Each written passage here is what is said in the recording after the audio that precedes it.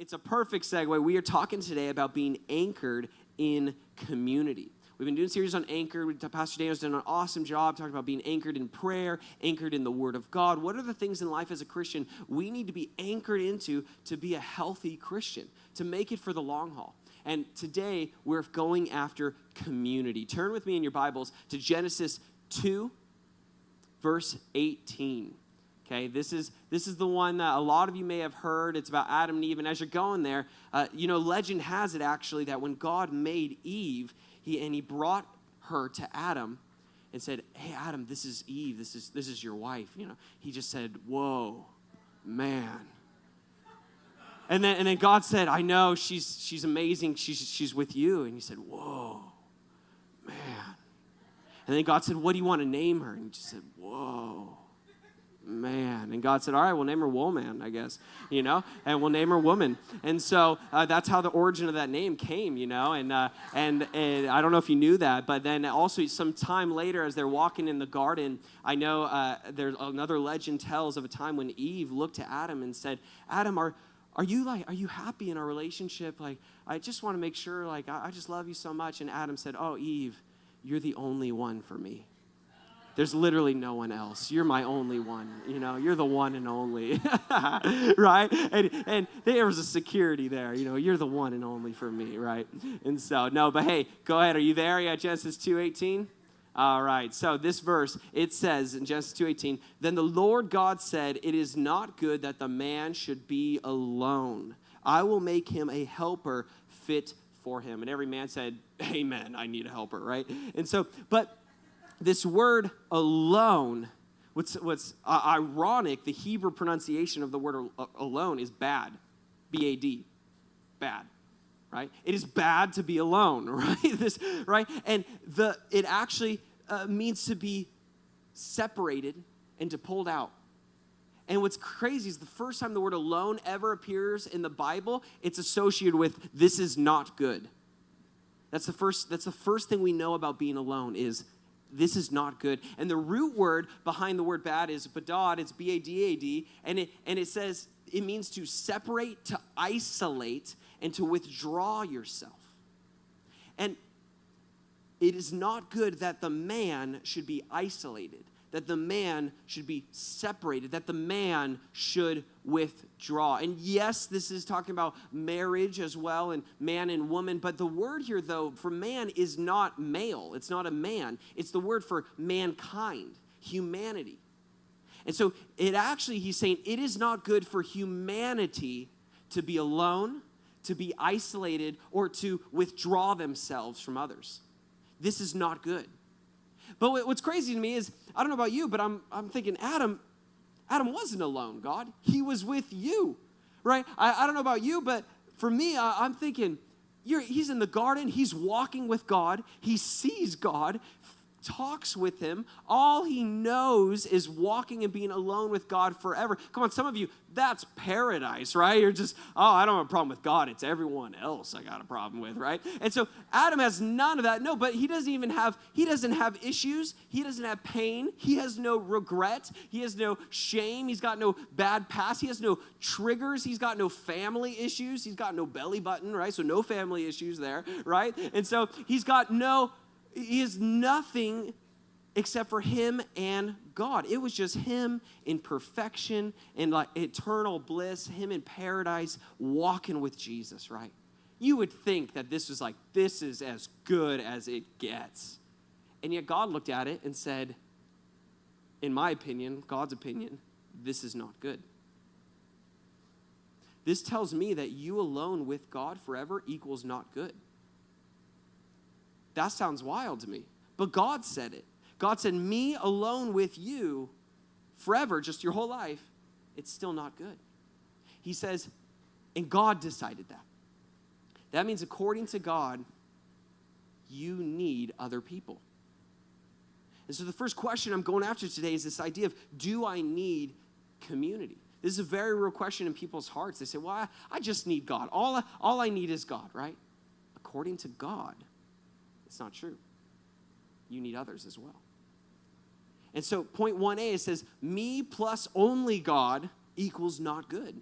And that's in God's opinion. And I understand the heart when people say, all I need is God. People say, I've said it, all I need is God. I understand the heart of, he's my salvation. He's my foundation. We sang this morning. He's my strength. He is everything. If you put anyone else on equal level with God, that's idolatry. It really is God and God alone. I understand the heart behind that, and I get it. But the thought that you can live alone forever and be okay and healthy, just you alone with God, according to God, it's not true. You need a helper.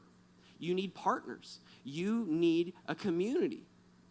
And only when God made Adam and Eve, brought them together, and only then he says, actually, be fruitful, be multiplied. That tells me as well that just Adam and Eve alone with God wasn't perfectly good. Otherwise, it would have been the three of them forever.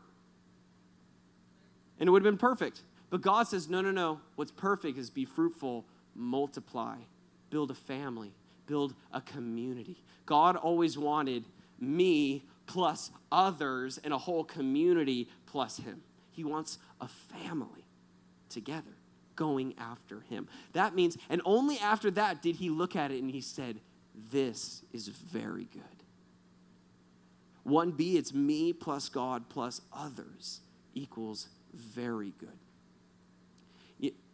In the beginning, this is how God designed it. We need a community. King Solomon, he's in the Bible. He is considered the wisest man that there ever was or ever will be. God says, I'm giving you my wisdom. You're going to have the mind, the wisdom of God. This is what he has to say about community. In Proverbs 18:1, he says that whoever isolates himself seeks his own desire, and he breaks out against all sound judgment. The word isolate, it's the same word. It means to divide and to separate out. And the own desire, it's the same word for lust and covetousness. And the word for break out, he said it actually means to fight, to quarrel, to bicker. And we know in other versions, sound judgment, it's the same thing. It's synonymous with the word wisdom. And in 1 Corinthians 1:24, it says that Jesus Christ is the power and the wisdom of God. So in this verse, what Solomon's saying is he's saying that when you divide yourself from other people, when you separate yourself from other people, and I want to include couples with other people. Like I said, couples need a community as well. They can't just be them two and God and it's good. God says, no, you need a community. So whether it's just you or a couple, when you isolate yourselves, when you actually, he says that you are pulling away, you are quarreling, you are breaking against, you're seeking your own lusts. You're seeking your own desires, and you're fighting against wisdom, which is Jesus. You're fighting against Jesus himself. This is a serious issue, right? He says when you withdraw, you're fighting against Jesus himself. This is not good, right? God's really serious about this. So, and I know my heart, I'm not talking about retreat, okay? When you retreat into solitude, it's for love and for self-care and vacation with your family. That's not isolation, right? There's strategic moments where you have to pull away for your health, for the health of the family. But the difference with solitude and isolation is solitude is rooted in love. And it's the full intention of we're going to go get healthy together and we're going to come back and re-enter into the community. Isolation is rooted in fear. And isolation says I'm putting up a wall and I'm withdrawing and I have no intention of coming back in.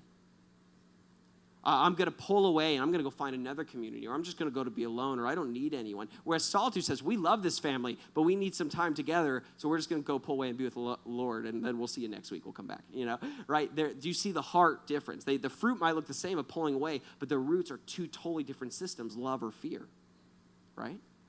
And so turn to your neighbor and say, you need community, right? Turn to your other neighbor and say, I need you. Not like a needy, weird way, but like I need you. So the question is, why? Why is this so important to God? I hope I drilled in just the hammer here of just you need community. According to God, he is so serious about this, right? And so you need a community. Turn with me to 1 Samuel 10:5. This is kind of the main story we're going to look at today. And here, this is a story, just give you context about a man named Saul. He's just kind of a shepherd guy at this time, kind of with a lowly family. And basically, he loses his donkeys. He literally has donkeys, and he lost his donkeys, okay? And basically, he can't find them. And there's a moment, he looks all over. He's at the end of himself, and he says, I know. Let's go talk to the prophet. The prophet could tell me where the donkeys are. And so he goes and talks to the prophet, says, do you know where my donkeys are? And the prophet says, you're the future king of Israel, right? It's like, whoa, did not expect that one. Didn't see that coming. Like, I was looking for my donkeys, and I got a nation, right? And so Samuel, though, he anoints him to be the future king of Israel, and then he gives him directions on what to go and what to do next. Okay, you're anointed king. Now this is what you're going to do. This is where we start in verse 5. So after that, you will go to Gibeah of God, where there's a Philistine outpost. As you approach the town, you will meet a procession of prophets coming down from the high place with lyres, timbrels, pipes, harps being played before them, and they will be prophesying. The Spirit of the Lord will come powerfully upon you, and you will prophesy with them, and you will be changed into a different person. Once these signs are fulfilled, do whatever your hands find to do, for God is with you. Jump to verse 9. It says, as Saul turned to leave Samuel, God changed Saul's heart. And all these signs were fulfilled that day. When he and his servant arrived at Gibeah, a procession of prophets met him. The Spirit of the Lord came powerfully upon him, and he joined in their prophesying. When all those who had formerly known him saw him prophesying with the prophets, they asked each other, what is this that has happened to the son of Kish? Is Saul also among the prophets? So 2 lines I really want to focus on that I think have to do with God's heart and why the focus on community here, okay? The first one is in verse 9. It says that Saul turned to leave Samuel.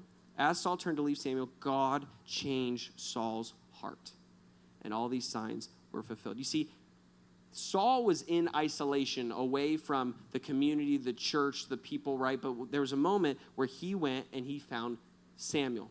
And Samuel gave him a word, gave him a message, and God used it to change his heart. An encounter with a man or a woman of God, a prophet or a pastor, maybe it's a message or someone else in the congregation, God will use it to change your heart. So why community is the question? Why do we need community? Well, point 2a says this, to change my heart. God knew where Saul was. And yet he didn't change his heart there. He waited for Saul to come find community and admit, I'm in need. I need help. And he had to draw out and find someone else to help him. He lost his donkeys. Sometimes I believe God will allow us to lose our donkeys if it means pulling us into community. Sometimes he will allow us to come into need so that we finally hit the end of ourselves and say, I need someone else. I need help.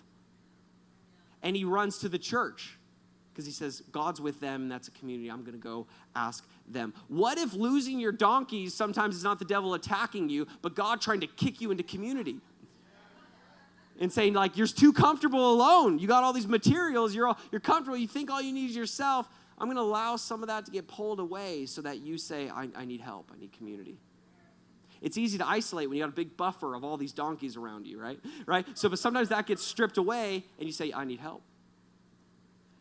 Sometimes we don't go to the body of Christ until we're in need. And it's actually the mercy of God to allow us to become in need so that we go find family. So I want to encourage you, just start with the one. Saul just started with the one. Jesus said, he said, go out 2 by 2s because there's power when you have one beside you. God plus Samuel plus Saul equaled very good. God changed his heart. But only after he stepped out and admitted, I need your help. I need to get connected to community. I need someone else to show me where to go. I know it's hard to open up sometimes, guys. I get it. Rejection was one of the greatest things I struggled with in my life. And there's a fear of opening up, sometimes to one person, or maybe as a couple, husband, wife, opening up to another couple about their issues. Or there's a fear that happens of rejection. But I promise you, just start with the one. Just find the one. We've been talking about being anchored in community. You have to intentionally find an anchor for your boat. You can't just say, well, that anchor broke, and so I guess anchors don't work. just because it was a hard storm and rocks hit it and the chain broke and the anchor fell into the sea and I lost it. I guess anchors aren't the answer. No. Anchors are the answer. That one just broke. You have to work to go find another anchor. You have to intentionally keep pursuing community even when you've been rejected, right? You might have to go through 10 bad anchors and then you find one that's with you for life, right? But it's worth the fight to get it. The next one is this. Verse 6, it says that the Spirit of the Lord will come powerfully upon you. You will prophesy with them, and you will be changed into a different person. So notice this, that an encounter with a single man changed his heart. But an encounter with a community of people changed him into a different person. See, what transforms you into a different person? God uses community to do that. So point 2B, why community? Well, it's to change me. Not just my heart, my whole person. For me to change. No one individual, no one message, no one sermon, no one prophetic word, no one prophet. Samuel says was the greatest prophet there was, and he didn't change Saul into a different person. God partnered with him to change Saul's heart. But Saul said, no, you need the whole community of prophets over there to change you into another person. God brought Saul all the way to Samuel, and he changed his heart in a moment. And for me, my question was, well, God, if you want to change his heart and change him into an entirely different person, why not just do it in the same moment? Why bring Saul out, change his heart, and be like, oh, yeah. And if you want to change to a different person, though, you have to go all the way by the Philistine outpost. That was the enemy. He said, you have to walk through some enemy terrain, go to another city, go to the mountain, find the prophet people, find the community, join with them, engage with them, and then the Spirit will fall and you'll be transformed into someone else. So why not change him in that moment? Because I believe he's showing the power of what happens when you intentionally dive into not just one prophet, not just one message, not just one teacher, but a community of people.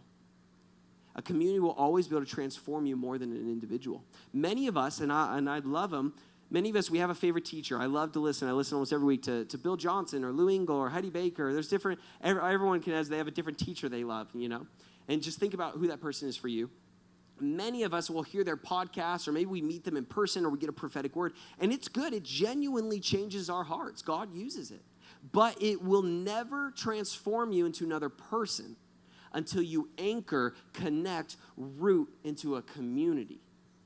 Immersing into community, this is what changed you. And Saul had to inconvenience himself to go find the community. He didn't say the community is going to come get you. He said you have to go find the community.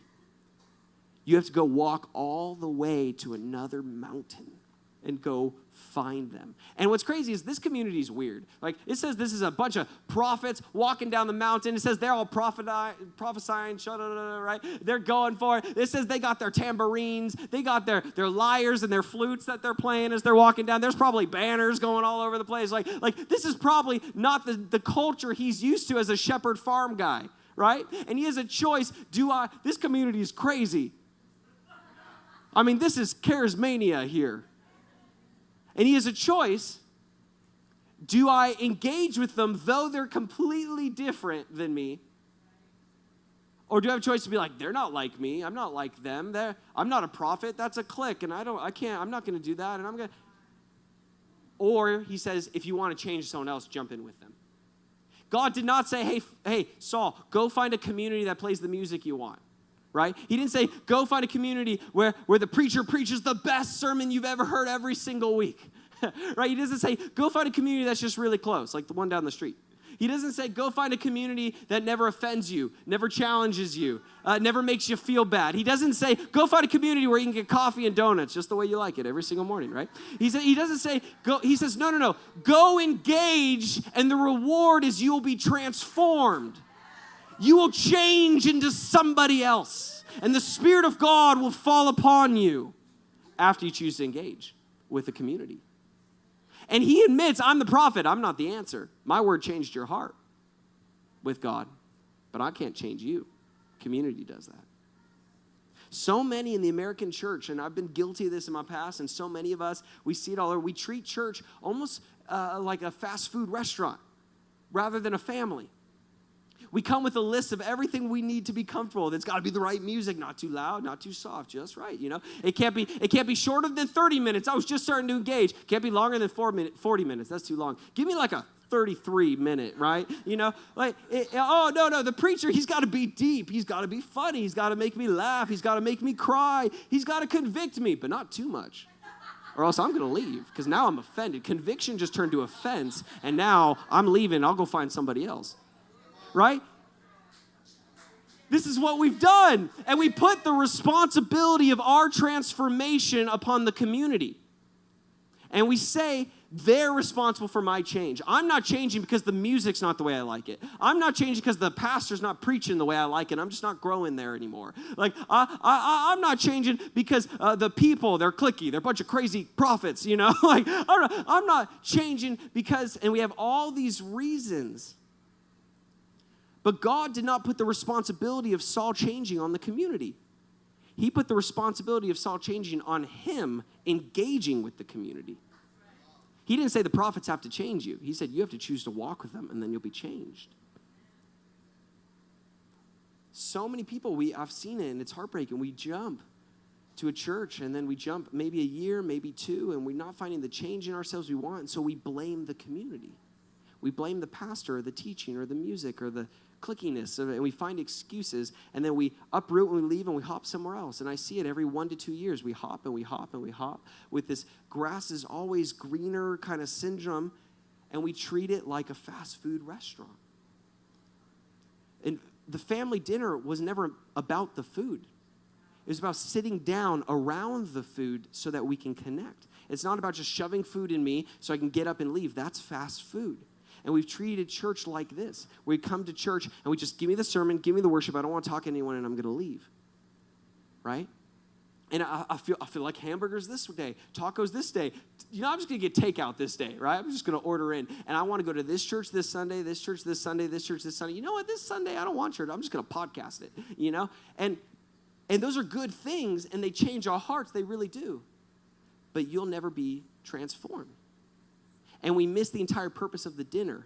It wasn't about the food. It was about connecting around the food. Church is not about the sermon. It's about connecting around the sermon, connecting around the worship, connecting with God and with each other. It was always meant to be. Don't hop from table to table and table and then wonder why there's no seat for you at the table. There's a seat ready for you. There's a seat here. God is waiting until you choose to root and to transform. And this is one of the greatest things I love about this church. When I first came here, I was quite the hopper. I hopped around. And what I loved this church, I went to what was basically in the men camp. And I heard the stories of like the Odash family, you know, and the Vey family. And I heard different stories of these families they're going on 20 years here. They've been rooted and anchored. And I looked at that with something in my heart that said, I want that. I want a community, a family. And that's why I love, you see these pillar families in the church of people who rooted in. And that's how it was always meant to be. See, we have to choose to take the risk. Choose to open up. Choose to trust. Choose to serve. Choose to get offended and then work through it. And not isolate. In other words, join a family. A family that doesn't offend you. Is it a family? I don't know. Right? So question 3, how do we start? How do we start to then jump into a community? Well, in the book of Acts, the author, he's writing about the early church. I was talking with Darren about this in the early church too. Their early church was a mess. They were not perfect at all. If you're looking for the perfect church, the minute you walked in, it's not a perfect church anymore. Oh, no, it's okay. Any church that I'm a part of is not a perfect church. Because Taylor is not perfect. So the minute I'm there, it ceases to be a perfect church, right? As long as there's humans in church, it's not a perfect church. It's a family, though. And what do you want? Perfection or family? Acts 2:42, he's describing the early church. He says, they devoted themselves to the apostles' teaching and fellowship and the breaking of bread and the prayers. To be a healthy Christian, this is what you need. You have to choose to devote yourself, one, to the teachings. That was like Saul going to the prophet. There was the one individual. There was a teaching thing that happened there, and it changes your heart. That's why you devote yourself to it. The next one is fellowship. We talked about that. It changes you. And then prayers, I believe, the reason they throw that in there is because it changes your environment. And so that word, though, I want to focus on, it says they devoted themselves to fellowship just as equally as to prayer and to the teaching. Fellowship was on the equal ground as teaching. That's amazing. So you can listen to a podcast and get a teaching and you can pray, but you're still missing the fellowship. And so, but that word is koinonia. Many of us have heard this word. It means fellowship, but as different definitions that I believe kind of open the door and show us what is fellowship, what is community. And so 3A, koinonia, the other definition of koinonia is contribution. It means fellowship, but it also means contribution. How do you start to build a community? Contribute. Jump in. Contribution means basically it was a gift that was given as proof of fellowship. Can't be like, I'm fellowshipping with you. We're good. I'm here for you. You need help? No, I'm gone. Right? Right? No, you have to contribute. And the verse for that, I'm not going to read it for the sake of time, but it's Romans 15:26. You'll see the word contribution in there. It's the same word, koinonia. Fellowship. Contribution. How do I make a community? Start to contribute. If you want to build a community, you have to contribute something to the community. In other words, it's got to cost you something. A gift you're giving to someone else cost you. They didn't have to pay because you paid for it, right? You contributed. And so I'm not just talking money. I'm talking like your time. Show me your schedule and I'll show you your priorities. You know, if serving, do you give time to serve? If you want to build a community, join a team and serve. There's a tech community because they get to sit in the back and talk together and build community. There's an usher community because within the church they're ushering, they're serving together. There's parking lot and there's prayer team and there's altar team, and that you build a community. If you don't have a community or you want a stronger one, start serving. And when you sweat together and serve together and you get crazy stories together, you start to build this community because you're contributing and because you're serving. Another way you contribute is like I said, through your time of do you spend time? Do you go up to people and say, can I take you to lunch? Can I take you to coffee? I want to intentionally get to know you. You got to search for those anchors. Are you making time to connect with people? Do you initiate and do you pursue? Or do you just hope an anchor finds you one day? I just really hope an anchor ties itself to my boat one day. And if not, it's the anchor's fault. Come on. We have to pursue if we want to be transformed. Another way you contribute is emotionally. Sometimes people give their money and maybe they even serve or they even give their time, but they never emotionally open up. Do you open up? Do you share? Are you vulnerable? It costs. Remember, contribute is a cost.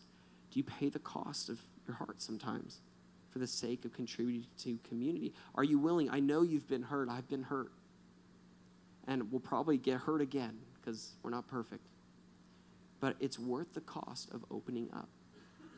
Some people are so good at letting people open up to them, but they'll never open up to you. And you got to open up. Will you contribute? Will you be vulnerable? The next word, koinonia, what it means, the next definition is participation. How do you start to build a community? Participate. You can see that in 1 Corinthians 10:16, the word participation is koinonia. It's the same word again.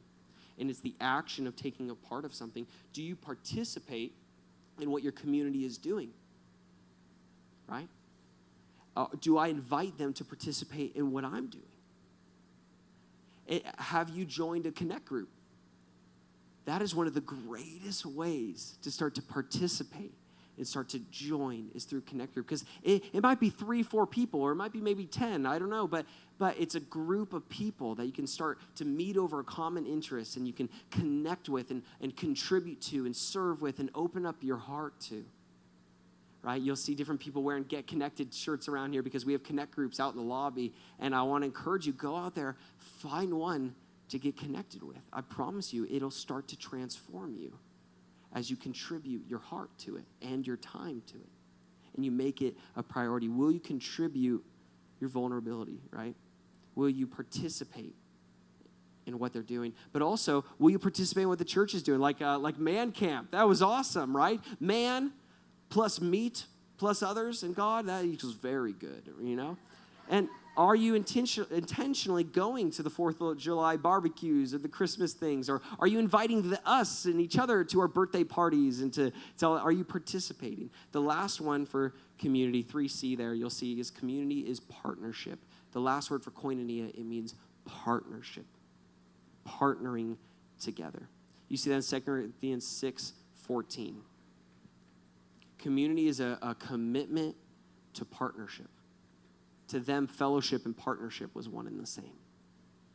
And so the thing is, I've noticed that there is a difference between intimacy, this connection and relationship, into me, you see, right? Intimacy, versus independence. And they work opposite of each other. You have to pay one to gain the other. And so a lot of times people want to be independent and not open up, and then they wonder why they never have the intimacy they're looking for. Because you have to be willing to pay some cost of independence and be dependent on someone else. If you have my heart now. But then you gain the reward of intimacy, of getting known, of being seen and seeing others. No, you cannot be, I'm an independent person. I'm conquering the world. I'm doing this. I'm moving fast. I'm a rising star. And you're probably alone. The old African proverb, it says, if you want to go quickly, go alone. If you want to go far, go together. In my story, it's weird. I didn't even know this proverb, and God told me the same thing.